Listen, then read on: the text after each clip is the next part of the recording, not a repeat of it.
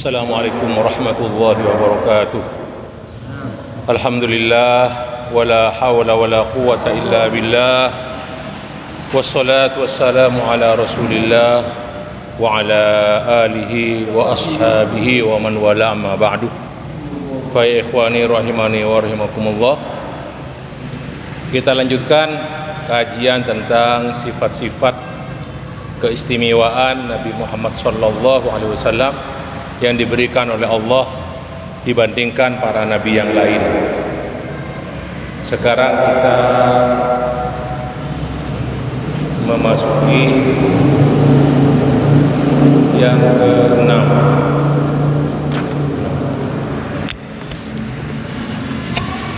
yaitu huwa nabiyul Islam.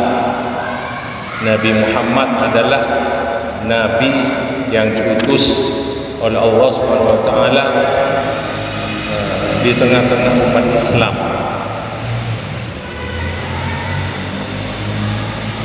Semua agama intinya dari sejak diutusnya Nabi Nuh itu Islam, dalam arti menyerahkan diri kepada Allah.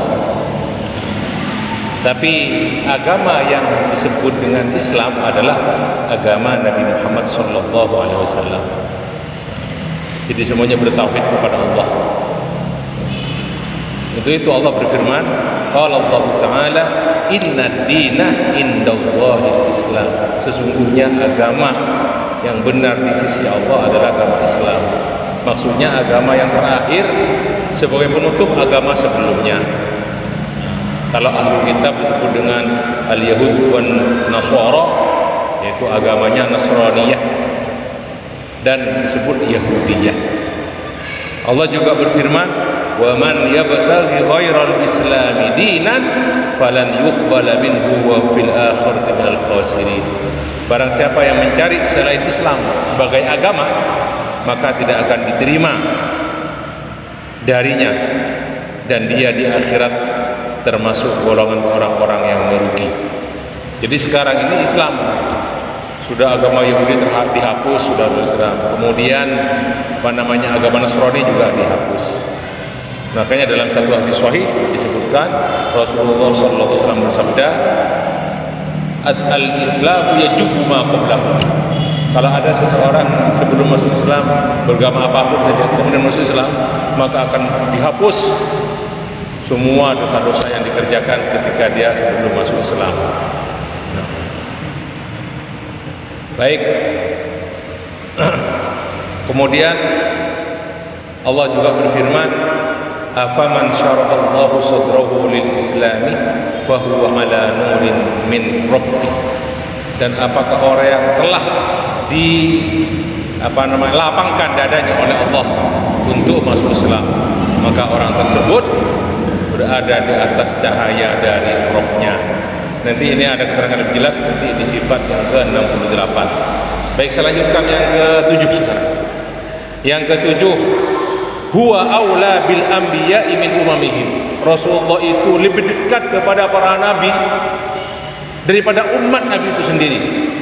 Contohnya Rasulullah lebih dekat kepada Nabi Ibrahim, maksudnya karena sepakat ajarannya sama, tauhid kepada Allah. Itu makna aula. Kalau diartikan ya lebih dekat, lebih utama terhadap para nabi sebelumnya daripada umat para nabi itu sendiri. Itu makna daripada aula. Nah, jadi orang-orang Yahudi, orang-orang Nasrani yang mengatakan bahwasanya mereka itu Ibrahim dari mereka, ketika sudah dirubah ajaran Nabi Ibrahim, itu langsung dibantah oleh Allah Subhanahu wa taala. Nah, jadi pengakuan mereka ditolak oleh Allah Subhanahu wa taala. Makanya diterangkan dalam beberapa ayat bahwasanya Rasulullah lebih dekat kepada para nabi ketimbang umat nabi itu kepada nabinya, karena mereka sudah merubah ajaran nabi mereka. Nah, jadi orang Yahudi, orang Nasrani merubah ajaran mereka. Allah berfirman, a'udzubillahi minasyaitonir rajim, ma kana Ibrahimu yahudiyan wala nasraniyan walakin kana hanifan musliman wa ma kana minal musyrikin. Ibrahim bukanlah seorang Yahudi atau bukan pula seorang Nasrani. Itu kan ungkapan mereka, Ibrahim itu Yahudi, Ibrahim itu Nasrani. Setelah ajarannya dirubah, maksudnya diaku-aku oleh mereka. Terus apa kata Allah? Walakin kana hanifan musliman wa ma kana minal musyrikin. Akan tetapi Ibrahim itu adalah seorang yang lurus. Jadi ajarannya lurus. Musliman, muslim, dan dia tidak termasuk orang-orang musyrik. Wa ma kana minal musyrikin. Allah juga berfirman di ayat yang lain, inna awlan nasi bi Ibrahimah lalladzina taba'uhu wa hadan nabiyyu walladzina amanu wallahu waliyul mu'minin. Inna awlan nasi bi Ibrahimah, sesungguhnya orang yang paling dekat dengan Ibrahim adalah lalladzina taba'uhu, yaitu orang-orang yang mengikutinya.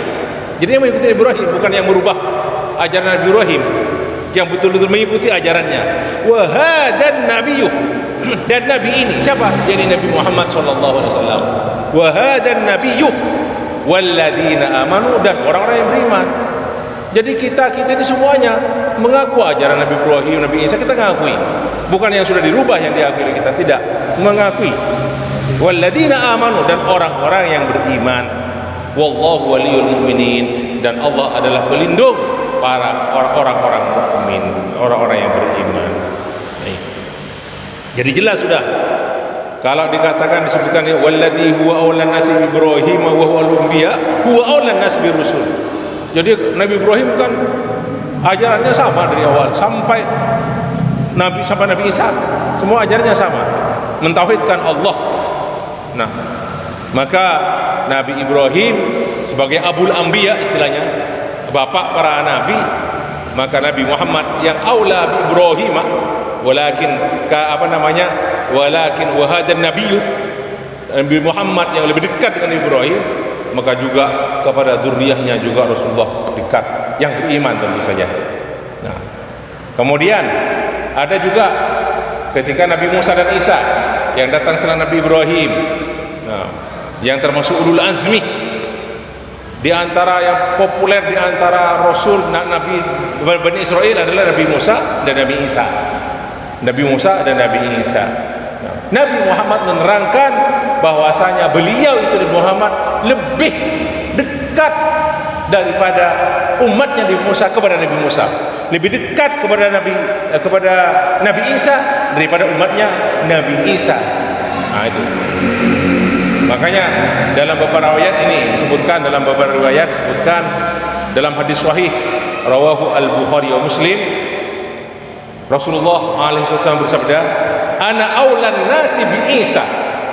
Nah, saya yang paling dekat kepada Isa, paling dekatnya manusia kepada Isa. Al-anbiya'u abna'u illatin, abna'u allatin. Para nabi itu istilah abna'u Allah itu satu ibu tapi ajarannya satu. Nanti ada keterangannya. Walaisa baini wa baina Isa nabiyyun, dan tidak ada di antara aku dan Nabi Isa nabi, tidak ada nabi. Maksudnya sejak Nabi Isa sampai Nabi Muhammad tidak ada nabi yang diutus oleh Allah Subhanahu wa taala. Jadi setelah Nabi Isa, Nabi Muhammad.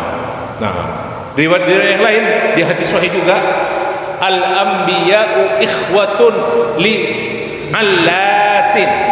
Nabi-nabi itu bersaudara, sesaudara atau bersaudara. Diterangkan terus apa makna ikhwatun li allatin? Dinuhum wahid, agamanya satu. Wa ummahatuhum syatta, ibunya berbeda. Isa anak ibnu Maryam, Muhammad ibnu Fatimah. Nah, wa ana aulan nasi bi Isa bin Maryam, dan saya yang paling dekat kepada Isa bin Maryam. Terus ada juga riwayat ketika Nabi Muhammad sallallahu alaihi wasallam datang ke kota Madinah, beliau menemukan orang-orang penduduk, orang-orang Yahudi ketika itu yang ada ketika itu. Bahkan selain Yahudi juga ada yang berpuasa, puasa Asyura. Kemudian ketika ditanyakan, mereka menjawab, "Hada yaumun azim." Jawab mereka, ini hari yang mulia, yang agung. huwa yaumun najjallahu fihi Musa. Hari itu Allah menyelamatkan Musa. Wa aghraqa ala Fir'aun, dan Asyura ini Allah menenggelamkan Fir'aun dan keluarganya. Fasoma Musa syukran lillah, kata orang-orang Yahudi. Maka orang-orang Musa mensyukuri kepada Allah, bersyukur kepada Allah, berpuasa karena bersyukur kepada Allah. Jadi Nabi Musa berpuasa. Apa jawaban Nabi Muhammad sallallahu alaihi wasallam? Ana aula bi Musa minhum. Saya lebih utama terhadap Musa. Saya lebih dekat kepada Nabi Musa minhum daripada orang yang berpuasa itu. Maksudnya kaumnya Nabi Musa yang ada ketika itu, atau yang ikut agamanya Nabi Musa, Bani Israel. Fasamahu, maka Rasulullah berpuasa. Wa amara bisyamihi, dan menyuruh umatnya, para sahabat yang hijrah ketika itu juga untuk berpuasa Asyura. Itu yang nomor 7. Nomor 8, huwa aula bil mu'minina min anfusihim. Rasulullah itu lebih afdal terhadap orang-orang mukmin daripada orang mukmin itu sendiri kepada diri mereka. Rasulullah itu lebih dekat kepada kita daripada kita kepada diri kita sendiri. Itu maknanya aula. Wa azwajuhu ummahatun, dan istri-istri Rasulullah sallallahu alaihi wasallam itu adalah ibunya orang-orang mukmin. Wa tahrimu nikahihinna min ba'di, dan haram bagi orang-orang mukmin setelah wafatnya Nabi Muhammad sallallahu alaihi wasallam untuk menikahi istri-istri beliau. Baik, perhatikan ayat-ayat berikut ini. Qala Allah Ta'ala, an-nabiyyu aula bil mu'minina min anfusihim wa azwajuhum ummahatuhum. Ini ada di surat Al-Ahzab. Artinya Nabi itu lebih utama bagi orang-orang mukmin, lebih dekat kepada orang-orang mukmin dibandingkan diri mereka. Aula bil mu'minin min anfusihim, dibandingkan diri mereka, yakni orang-orang mukmin terhadap diri mereka sendiri. Karena Rasulullah betul-betul memperhatikan umatnya. Terus lanjutan ayatnya, wa azwajuhu ummahatuhum, dan istri-istrinya, yakni istri-istri Nabi itu alaihi salatu wassalam adalah ibu-ibu mereka. Makanya disebut istri Rasulullah sebagai ummahatul mukminin. Aisyah ummul mukminin, Ummu Salamah ummul mukminin, Sofia ummul mukminin, Zainab ummul mukminin, ila akhirih, ummul mukminin, dan haram dinikahi. Kemudian dia ada di hadis Sahih Bukhari Muslim, sabda Rasulullah alaihi salatu wassalam, ana aula bil mu'minina min anfusihim. Ini hadisnya, ini rawal Bukhari Muslim.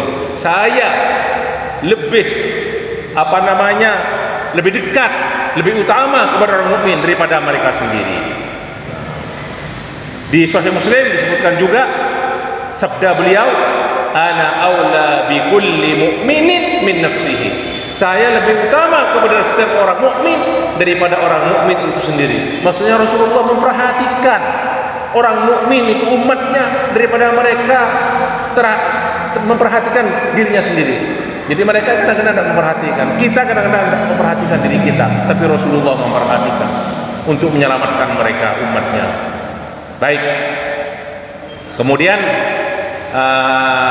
di antara wilayah itu keutamaannya Nabi Muhammad terhadap umatnya, terhadap orang-orang mukmin, apa itu?